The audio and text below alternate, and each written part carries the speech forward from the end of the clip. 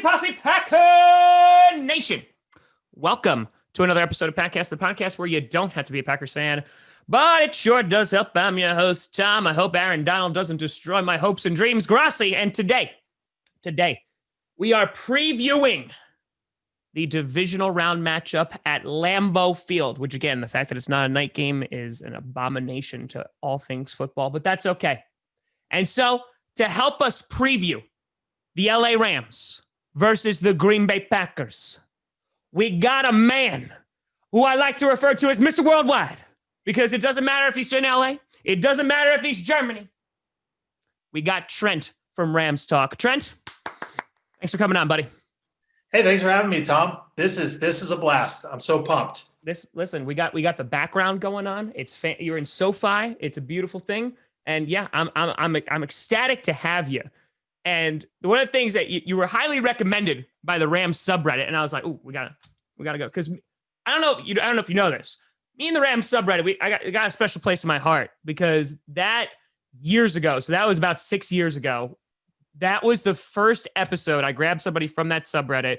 That was my first episode that got over 100 downloads, and I was just like, "Oh, wow!" Like that, like it felt so good. So you know what? Shout out to the Rams subreddit. They good people. Yeah, definitely. I mean, I don't know what I was most surprised by is you reaching out to me or knowing that the Rams subreddit recommended me, because you never know. It's a fickle crowd, and if you win the Rams subreddit, then it's like, that's an accomplishment right there. Oh yeah, no, there's a good portion of the Packers subreddit that just hates my guts. So yeah, no, I get it. I totally get it. Look, literally, I think like 2 weeks ago there was a hate thread on Tom Grossi. They were like, "I don't get it with this guy." So yeah, no, they are a fickle crowd. They did, and it looks like you at least won over some fans over there. So kudos to you, my good sir. I'm doing something right. Absolutely, and I mentioned this in the intro, and we talked about this a little bit off camera, and I wanted to ask this. So originally from LA, currently in Germany, covering the LA Rams, which has to be just a monster in of itself just because of the massive time difference that exists. So can you kind of like just give me the background on how this came to fruition? I married a German girl. All right, and that was my entire question. There you go. No, I was born and raised in LA and Torrance, California, to be exact, and was a Rams fan before they moved to St. Louis.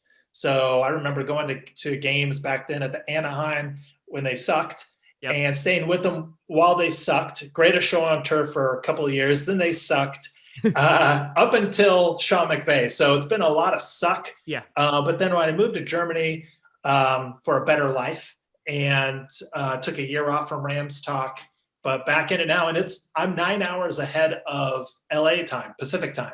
Yeah. So when those games start, like this game this weekend will be at 10:30 p.m. I'll ride that to like 1:30-ish when it ends, and then live stream, and then my sleep schedule will be totally jacked for Saturday, or Sunday. But it's playoff football. You know what, my friend? That's exactly it. It's playoff football. That's dedication right there too. Going live right after the games, and you do it for a while too. I mean, like you're on there for a bit. So yeah, it just destroys all sense of sleep and mental well-being. But like you said, playoff football. That's it. So a couple of things that I want to touch on. So I would imagine, because when I've interviewed Rams fans before, like a couple of years ago, I had fans that were like livid the fact that they left St. Louis and went back to LA. So for you, like this was kind of like a homecoming, right? Because like you were a fan before then. Yeah, and I get that. Like it sucks for St. Louis Rams fans. Like I'm not happy. I'm not like rubbing it in their face or gloating because of that, but the Rams were in Los Angeles for like 50 years before they moved to St. Louis. So, I mean, they broke the color barrier in LA. They did a lot of things. They had the first team will have horns on or painted logo on their helmet. Mm-hmm. So, for me, it just felt natural and right that they were coming back to LA. They did it without publicly financing or funding a stadium, which is huge. Yeah. So like the fans weren't asked to pay for it. So it was just done the right way. And they had heritage. I mean, my dad is a Rams fan. That's how I got into it. So, and what's great about my channel is I see a lot of guys saying, the Packers game, when we played them in 67 and it was 12 degrees outside. And I'm like, wow, it's like, they're LA Rams fans from back in the day. So you know, and there's a little rift, but it's still pretty chill with Rams. All 7 of us Rams fans. We're just holding it down. The baker's dozen, baby. That's it. Yeah. Yeah. I mean, I have to imagine like that has to be like decently cool. And obviously, you have a different perspective now, being from the States and now, going abroad. But yeah, no, that's super duper cool. And so like, I have to imagine in that case too, like how would you feel specifically about like any franchise, whether it's the Jaguars or whatever, like going over to London just for the sake of like your sleep schedule, because maybe they'll play the Rams once? Yeah. I mean, so Jacksonville though, I don't really know what fan base they really have. Yeah. So like, would they be missed with a team like that? Yeah. Whereas like San Diego, I think they're missed in San Diego, or I mean, the Chargers, I think are missed in San Diego. But I think a team coming to London would be great. I had tickets actually to the Rams Bengals game last year, but I couldn't make it. Oh, gotcha. But I think having a team that close would be huge. But the surprising thing about all of this is they're actually showing lots of NFL games on like regular German television. Oh, really? And a lot of Germans are really into the NFL. Like I had 2 coworkers, guys who sit next to me. One's a Cardinals fan, one's a Niners fan, just randomly. So, okay. So it's NFC West. I know. And the Niners too. But it's really catching on out here. That's awesome. So yeah. Awesome. That's fantastic. Now, a couple of years ago, you make a trip to the Super Bowl, right? Good times had by all. Not a great game. I will say, as an objective fan, was just like, that wasn't so great. And then last year happens, in which, like, it doesn't go the way you would think, and a lot of talk starts coming about, like, not really even at Sean McVay, right? Like, because I feel like he at least like keeps his head up a little bit, but a lot of the talk starts surrounding Jared Goff and talking about his role, if he's the guy, etc. Looking back at these past few seasons and how Jared Goff has progressed and also maybe floundered a little bit, and even looking at this season, kind of where are you at in terms of Jared Goff being like the future of this organization? Obviously, you already paid him, but I'm just kind of curious on your thoughts. Well, it's kind of, I think all Rams fans are dealing with this right now, in the sense that in 2017 and 2018, he performed exceptionally well. Mm-hmm. Like there's the Vikings game in 2018 where it was like, I think he had a perfect passer rating in that game, 4 touchdowns. And you look at that and you're like, where is that? Yeah. Where is that Jared Goff? And I think ever since the Monday night football game, the epic one versus the Chiefs, he has started to regress. The Lions kind of figured that Rams offense out. And it's not so much that he can't make the throws or the arm talent isn't there anymore. It's decision-making and turnovers. I think he leads the league, or he's like in the top 3 in terms of turnovers since that Monday night football game. And that is really what's held the Rams back. Even this year, he hasn't been spectacular, but they're not asking him to be. They're asking him to just be like a game manager. Don't turn the ball over. Don't lose the game. Yeah, don't lose the game. He lost the game at least 2 or 3 times this year. But their offense has been completely retooled compared to how it was back then. And also, it's important to keep in mind that in 2017, 2018, he had a prime Todd Gurley, a prime offensive line. Like it was like top 3. Every starter played in every game for 2 years straight, which is like unheard of. Crazy. And then you had Roger Saffold, Whitworth, all those guys. And you had Brandon Cooks as that speed element on the outside. So he really was like placed in the most amazing situation to succeed. Yeah. And then once Saffold moved on and Sullivan retired and Gurley's knee went and Cooks went, that was last year. And it just wasn't the same. And so you're kind of thinking, is he a guy that needs everything teed up for him? Or is he an Aaron Rodgers that can just go in there, read a defense, know where to go, boom. And we know what he is. So he kind of needs everything to be perfect. But he has the arm talent. And I think the Rams fans are just a little frustrated with it. It's like, where are you? Sure. Where is our old Jared Goff? Yeah. Yeah. Yeah. I mean, like that makes a lot of sense, right? Like you're putting, I mean, not to compare him to like Dak Prescott or anything, but like you look at like Dak's rookie season, right? He has Zeke, he has an amazing offensive line. They go like they run through the league and they go to the divisional round before, us. But like that's the thing, like, if you put quarterbacks in a fantastic situation, regardless of their talent level, right? They are at least going to have an opportunity to succeed more than they would have just like, sorry, Joe Burrow, like thrown on the Bengals, right? Like with no offensive line, very few weapons, etc.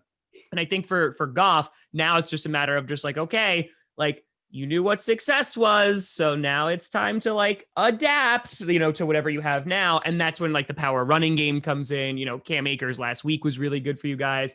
Obviously, I know you've lost a few running backs, but yeah, it's just about kind of like adjusting, like you said, just like the schemes, the play calling to make Jared Goff in the position where he's going to be most successful.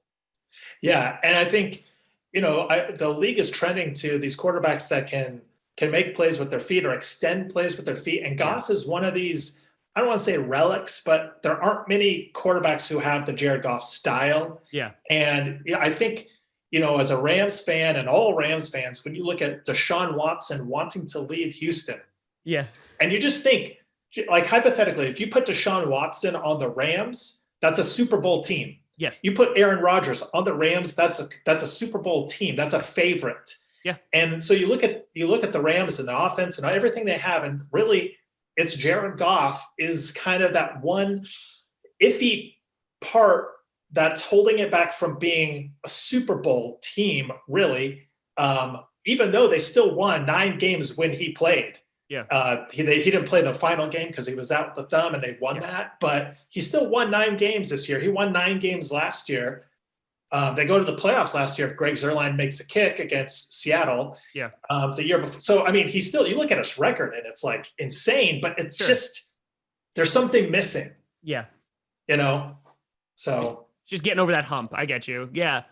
I mean, so in that case, like when you were, obviously we didn't have a preseason, but when you're sitting there like before the season starts, after the disappointment of last year, kind of what were your expectations heading into this season? Were you just like, okay, cool, we're going to be Super Bowl contenders again. We're dealing with the West, in which the 49ers like ran through the league literally and us last year. That Seattle's always competitive. Who knew what Arizona was going to be this year? Because I mean, arguably, you guys are in like one of, if not the best division when everybody's healthy and everybody's good. So like, I was kind of just curious of your expectations, even just heading into this crazy season.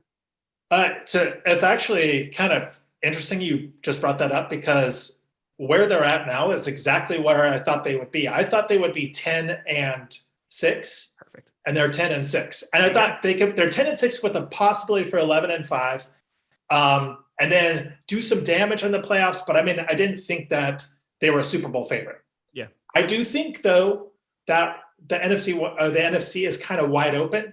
So I mean, like if the Packers beat the Rams, I wouldn't be surprised. If the Rams beat the Packers, I wouldn't be surprised. Same with the Saints and the other team on the Buccaneers. The Buccaneers. So I feel like anyone can make it.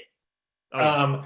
But to answer your question, coming into this season, I think there were a lot of question marks, but Rams fans who really followed it were optimistic, because when you lose Todd Gurley and you lose Brandon Cooks to the outsiders, they think those are 2 big names, and that's a real big drop off. But you knew Todd Gurley was a shell of himself, so you're not losing much. Brandon Cooks had like 500 yards and a couple touchdowns and was concussed a couple times last year, so it's not like he contributed much last year. Yeah. All you needed to do was solidify the offensive line. They had a lot of young second and third year players who were just like waiting to get their opportunity, but they were all like high promise guys. John Johnson comes back from an injury. You have a new defensive coordinator, and you're just thinking like he can unlock it. If he can unlock, so you're thinking if all of these things happen and all these players kind of hit, and the defensive coordinator hits, this is easily a 10-6 team. Yeah, because they were 9-7 last year. Everyone acts like they were, Jeff Fisher 5-11, year, 5-11. And, I saw Nick Wright saying the Rams would finish the season 5-11. Everyone's like, the odds are, the analytics say 8-8, 7-9. I'm like, I think a lot of people just don't really understand the organization and the drafting and the player development that's going on here. So I think we're right on par. And And actually, I have a question for you because, Of course. Going after the playoffs last year where you guys lost to the Niners, did you think you would maybe fix those things, or how did you think you guys would rebound? Because, Aaron Rodgers threw for 26 touchdowns last year. Did you see him throwing 48 this year?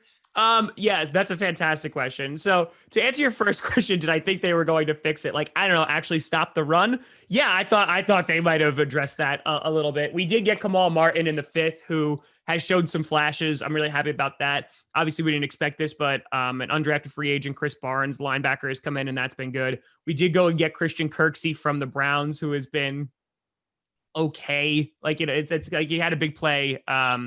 Couple weeks ago, he had an interception, and like I think he's had a sack in the past few weeks. But other than that, he's been like meh, because we've never really focused on middle linebacker for a while. So yeah, to answer your question, I thought we would. I know a lot of people, including myself, at some point thought we were going to draft a wide receiver in the draft. Obviously, that did not occur at all. But it wasn't because they weren't interested. Like, they were interested in a bunch of guys, but they said that's just how the board fell. And I think, to your point though, too, and you talked about like the analytics and this thing like that, they gave Packers like an F grade, a D grade. They're like, oh, they're going to be terrible. Like, they're not going to be good this year, whatever. The thing that excited me the most was not necessarily new players, because as you know, like, you draft a person, it's usually rare for you to have like a Justin Jefferson, right? Like someone who comes in immediately and makes a huge impact and is one of the best, prospects coming out and just has an amazing season, because there's an adjustment period between college and the NFL, especially with no preseason and all that. So I think for the Packers, when we addressed some things, I was like, okay, that's good. I'm still weary about the defense, but we were pretty good in the pass rush last year with sacks and the Smith brothers and stuff. But the thing that really gave me a lot of optimism was the fact that this was the second year of LaFleur's tenure. And that last year, you saw a lot of uncomfort with Aaron Rodgers in that system, in that when we went and we played teams like the Chargers or the 49ers, and they stopped our game plan dead in its track 15 plays in, we were just like, oh crap, let's go back to the McCarthy system, because we that was the only thing that Rodgers really could rely on, because he's been in that system the entire, his entire year or career, excuse me.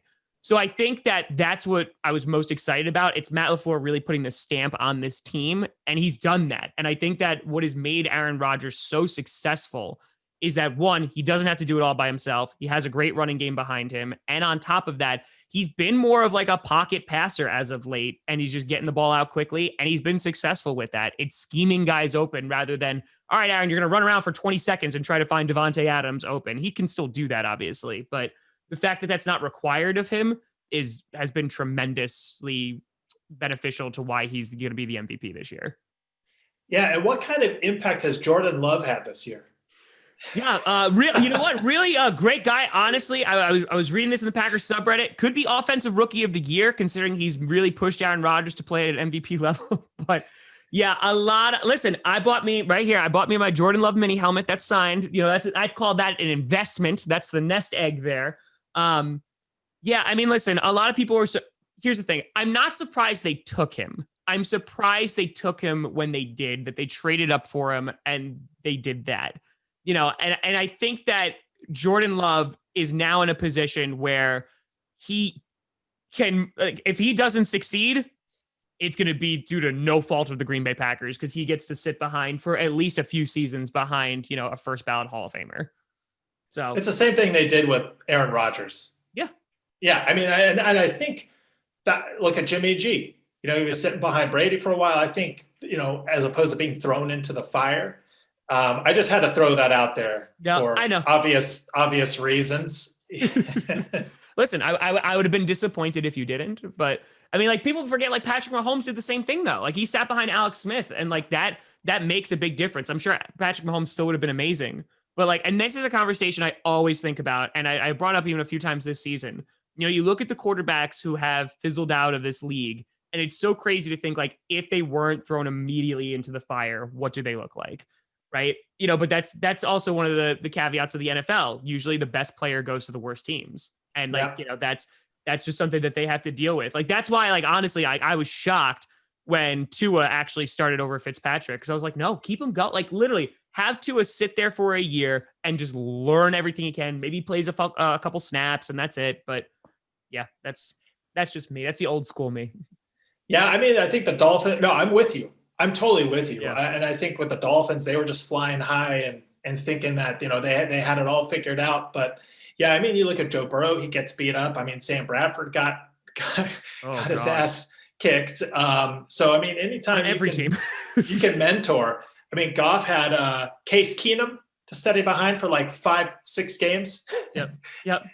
And then went winless. Yeah, thanks, Case. But I mean, he also had Jeff Fisher to thank for just having a horrific offense. Oh yeah. But oh God. Yeah, no, that was pretty horrendous.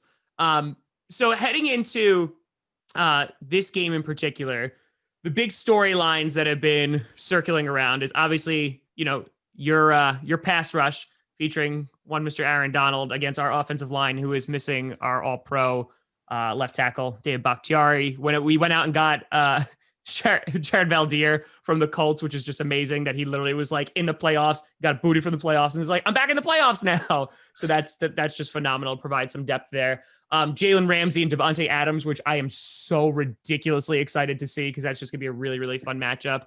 And things that aren't being talked about is our defense, who has actually been playing really well in the past month, going up against Jared Goff, who, is obviously not 100%. Cam Akers has been really good for you guys, kind of been a workhorse the past few weeks. Looking at this game, like, where do you see like these key matchups, unfolding, where are the Rams' strengths, weaknesses against this Packers team, who I think they match up pretty darn well with? Yeah, I mean, I think really for the Rams this whole season, it boils down to Jared Goff, don't lose this game. Yeah.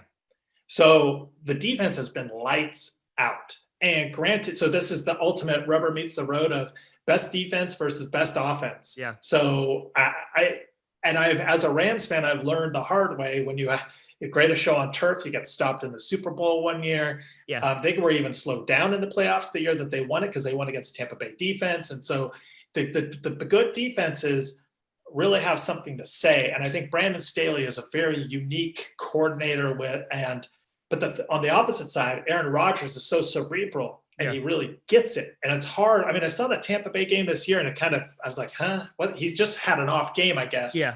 But I think it really comes down to Jared Goff not making a turnover. If he just plays a clean game, I like the Rams' chances. I think both offensive lines are great. The running games are good. The receivers are good. You guys have, obviously, Aaron Rodgers is the crown jewel. We've got Aaron Donald, Jalen Ramsey. So I think Devontae Adams will have an impact, but I don't think it's going to be great. I think Green Bay is going to try and scheme him away from Ramsey, but it's really going to be the other guys stepping up. Yeah. It's going to be, you saw with Seattle, they tried to go to Lockett. Every time that they had success, it was going to Lockett, even though we have Darius Williams over there. So it just really comes out Jared Goff not messing it up. And my question to you is, I'm just curious, Green Bay will lose this game what goes wrong for Green Bay? What's your Achilles heel? Yeah. Generally speaking. Yeah, honestly, so like my concern is going to be the O-line. They've been phenomenal this year, and then losing Bach definitely hurt. In the Bears game, Rodgers he only got sacked once, but he got hit. Like he took shots and he adjusted. The Bears have a good defense, right? They showed it even against the Saints for a number of quarters. But I think that if you're able to get after Rodgers and constantly hit him, I would imagine they're going to get the ball out quickly. And I would imagine you're going to see, guys like Tunyon get open, maybe throw to Aaron Jones, just to kind of switch it up a little bit. Maybe you'll see Mercedes Lewis or something, because our tight ends have been pretty damn good this year. I think it's honestly is you just make Aaron Rodgers really, really uncomfortable, which is difficult to do. Well, you alluded to that Tampa Bay game, in which he did have 2 turnovers. He was constantly hit. That's really my only really, really big concern of why the Packers would lose this game, because I think our defense, I think it matches up pretty well with your offense. Jared Goff, especially, with the thumb that's not at 100% in the cold, I'm not as terrified as that. If we're able to stop the run with Cam Akers, we signed Snacks Harrison, who I would imagine is going to get a lot more snaps this year, in this game. But I think it's going to come down to, are you able to stop our offense enough to just squeak it out? Like that's how I can see this game going. Yeah. And I think for you guys also stopping the run, I think that's probably more of the key. Because if you can just say, hey, Jared Goff beat us, then because I mean your secondary is also very good. It's not even Jair, Savage, Amos. I mean, you guys have a really solid squad from top to bottom, and there's a reason why you guys had the number 1 seed. It's not just because it's an offensive team, and going back to making Aaron Rodgers uncomfortable. What the Rams have really excelled this year, and why quarterbacks and receivers have had struggled against them, is that they're really only bringing 4 rushers the whole time, but they figure out ways to get one-on-one matchups with those 4 rushers with stunts and different things. And I think also they focus on 2 people on Aaron Donald. So Leonard Floyd, your old nemesis from the Bears, he's having a career because Aaron Donald is like Steve Nash was, where like he just makes everyone better. And the way they scheme it. So when they only rush 4, that means everyone else is in coverage. Yeah. So Russell Wilson, all these guys, they're looking downfield and there's nowhere to go. Nothing. And they're still applying pressure with the 4 rushers. So that's kind of been the secret sauce for them. And Aaron Donald has the rib cartilage tear. So I mean, he's not human anyway. I don't think that's stopping him. But for the Rams right now, I think going back to Jared Goff real quick, it's the thumb, but it's also John Wolford. And there's a bit of a controversy happening with the Rams right now, because you can sense that Sean McVay prefers John Wolford, because John Wolford doesn't mess up. He can trust him more. Sure. And so, but John Wolford's coming back from that stinger. I saw your reaction to that play, dirty hit by Jamal Adams, and last week McVay had an out. He's like, Jared Goff, your thumb's not healed. He made the decision to start Wolford over Goff halfway through the week before he saw any of them practicing. Yeah. So he knew. He's like, I'm going with Wolford. Coming into this game, you just won it with Goff. He hasn't named a starter yet. I don't know when he's going to do it, because he's still got to see about the thumb and the stinger. Sure. But if for some reason, I don't think this will happen, but if for some reason, if John Wolford starts this week, it's more of a benching of Jared Goff. Yes. I expect Goff to play, but I think that's just something to kind of think about, is that dynamic that's happening right now. Well, I think also too, like Wolford opens up the playbook a little bit, and specifically against the Packers, because the Packers have a history of struggling against mobile QBs. And I think that it just adds another element, to it. But yeah, I've caught wind of that, and like they're like, oh, okay, Goff's not starting, okay. But like again, like you said, like there was an out, and your thumb's not fully healed, don't hurt it more, what have you. And I mean, Goff was okay. He went like 9 for 19, if I'm not mistaken, against the Seahawks. It was mostly just Cam Akers, who was just like, it's okay, guys, I got this. But he didn't turn it over, and that's the key. Yeah. You play anytime he plays a clean game, the Rams win. So if that's really what it boils down to. If the Rams just don't turn it over and shoot themselves in the foot, I like their chances. However, Jared Goff has 17 turnovers this year and 20 touchdowns, and it's just like, it's not great. Aaron Rodgers has had 9 interceptions combined the last 2 seasons. It's unreal. I can't even comprehend this. Yeah, he's a bad man. He is. Now I think again, I think it's gonna be a good game. I think it might be an old school game. It's gonna be like 20 to 25 degrees. I think you're gonna see a lot of the run game, like you said. I'm really looking forward to it. I think this is gonna be a really, really fun game. And I said it to the Rams too. Like their defense, if you look at the remaining defenses, they're the best defense that's left in the NFC by far. And I think that, if they wind up beating the Packers, like that defense literally can take them as far as Jared Goff will like allow them to fly, right? So they can hold teams to minimal points. I mean, because you made Russell Wilson's life miserable last week. And, if you can bully teams like that, there's a reason why defense wins championships. So. Yeah, and I think, since we played Seattle, that was the 3rd time this year, there's some familiarity. But after we beat Arizona in the final regular season game, they asked Aaron Donald, hey, you're going to Seattle. Like, now we know the matchups. And he's like, that's what we want. That's exactly what we want, because they know how to play the Seahawks. Haven't played you guys in a couple of years. That was a very close game. Time.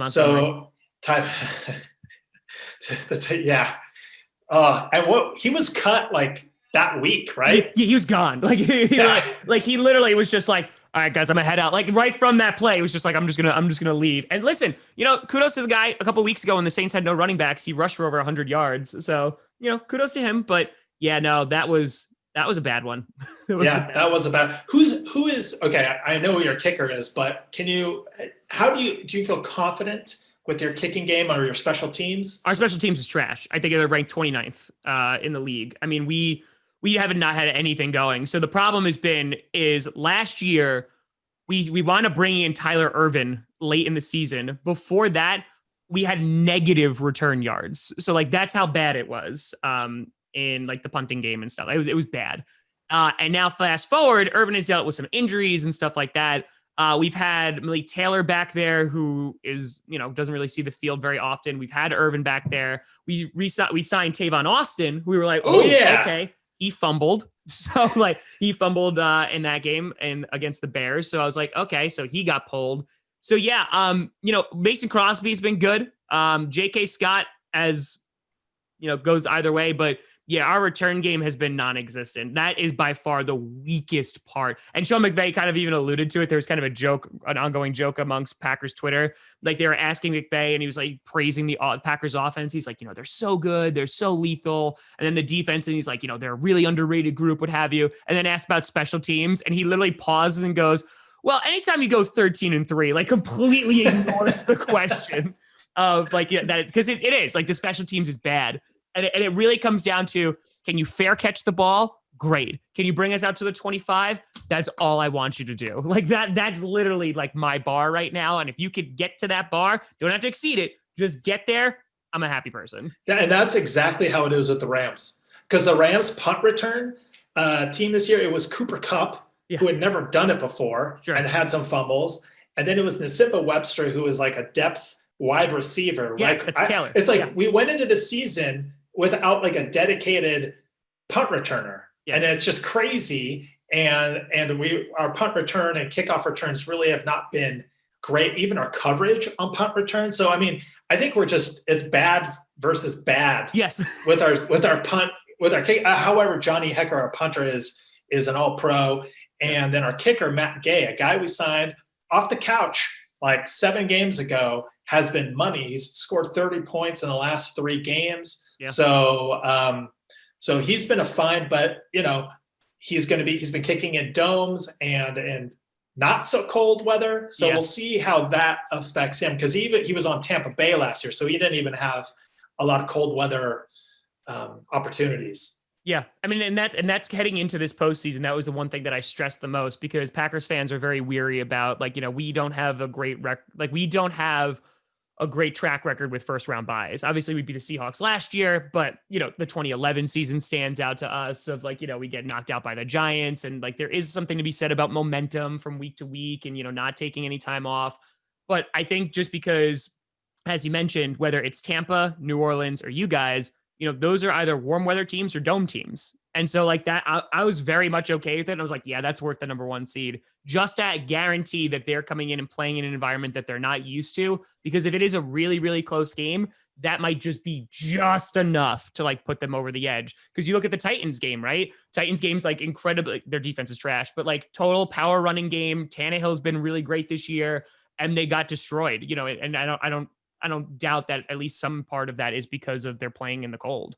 So yeah, and also having a first round bye is great, because the Rams versus Seattle, the Rams got beat up. Yes, they did. That game was a bruising game. AD, Cooper Kupp, John Wolford, our left guard, David Edwards, and a couple other guys had some dings and dents. So I mean, you guys were just chilling. Watching the Bears get blown out. Yeah, it was good day. It was a good week. Yeah, so the Bears are hands down your number 1 rival. Would you say more than Detroit or honestly, I hate the Vikings so much more. I do. Because the Bears are that thing. They have one good season, and since 1985. Well, that's a lie, because we beat them in the NFC Championship game in 2010 to win a Super Bowl. They have one good season. They're look out. And then they just go back to the gutter. And the Vikings, I have found those games have been more competitive. I mean, hell, even this year we split with them. So yeah, no, I definitely hate the Vikings more. So like, I think there's more tradition in the Bears versus Packers, but it honestly just hasn't been like the past couple years have gone back and forth, but they really just haven't made it games. You know, like we just beat them. Yeah, because they don't have a quarterback. They haven't had a quarterback in forever. Very sad about that. Yeah, it breaks my little bitty heart. But yeah, no, I think it's a fun division, and like the Lions, we just keep saying like any year now they'll be good, but who knows? They're basically starting from scratch too. So yeah, we'll see how this winds up playing out. But yeah, Trent, I really appreciate you coming on, bud. I appreciate you taking the time talking Rams versus Packers. I do think this is gonna be a good game. I don't think it's gonna be a blowout by any stretch of the imagination for either team, but I think it should be a lot of fun. So I appreciate you coming on and chit chatting about it. Yeah, thanks for having me on. This has been great. I always like talking Rams with other teams, and I always was kind of you root for other teams. Sure. Packers, Brett Favre. I always really loved Brett Favre. So the Packers were a team that I kind of, if they're playing, the Rams were never in contention. So it was like, I'm living through the Packers. So, sure. And Packers fans have been great, ones that I've seen on my channel. So yeah, anytime I can come on and talk some Rams with Packers fans, I'm happy to do so. Listen, sometimes we got to live vicariously through other teams. That's just what we have to do. But Trent, please tell the people where they can find all the things that you do.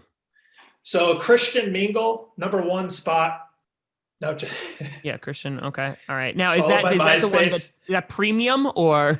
Oh yeah, it's always the premium plan. But no, I'm basically Rams Talk on every platform. So Twitter, I'm at Real LA Rams Talk, Instagram LA Rams Talk, and my YouTube channel Rams Talk. So there I am. There it is. Beautiful. Yeah, I love it. And the links will of course be in the description down below, so you can check Trent out. You can always find me at all the Tom Grossi, you know where to find me, the Tom Grossi stuff.